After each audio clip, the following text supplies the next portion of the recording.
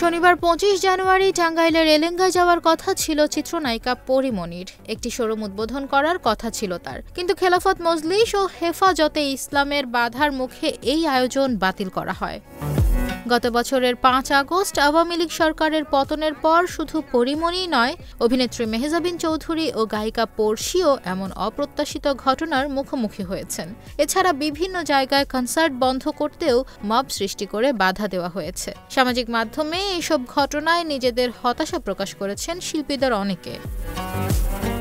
এবার পরীমনির ঘটনায় দেশ জুড়ে তোলপাড়। সামাজিক মাধ্যমে চলচ্চিত্র নির্মাতা গিয়াসউদ্দিন সেলিম তার এক পোস্টে বলেন, এ যে এক মবের মুল্লুক।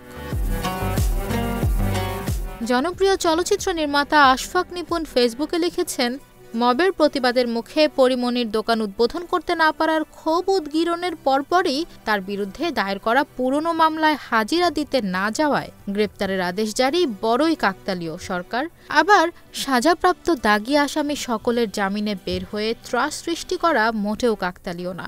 ঠিক যেমন আদিবাসীদের ওপর সভেরন্টি গ্রুপের হামলাও কাকতালীয় না, আবার নারী অভিনেতাদের তথাকথিত মবের প্রতিবাদের মুখে শোরুম উদ্বোধন করতে না পারাও এখন আর কাকতালীয় না।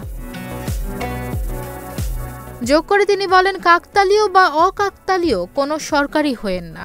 জনাব সরকার কাজের সরকার হন, মব ঠেকান, আইন শৃঙ্খলা পরিস্থিতি ঠিক করেন, জুলাই হত্যাকাণ্ডের কুশীলবদের ধরার ব্যবস্থা করেন, না হলে আপনাদের পায়ের নিচ থেকে মাটি সরে যাওয়াও কাকতালীয় হবে না।